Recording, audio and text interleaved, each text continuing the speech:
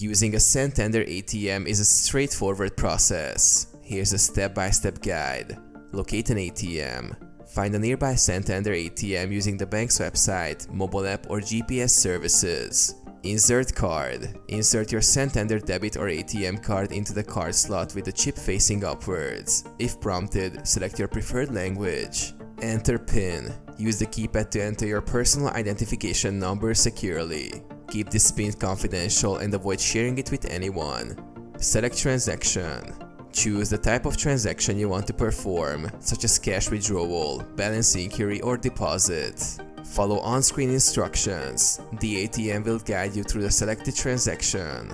Follow the prompts displayed on the screen to complete your request. Complete transaction. If withdrawing cash, enter the desired amount. For deposits, follow instructions to insert cash or checks into the designated slot. Confirm the details and amount before proceeding.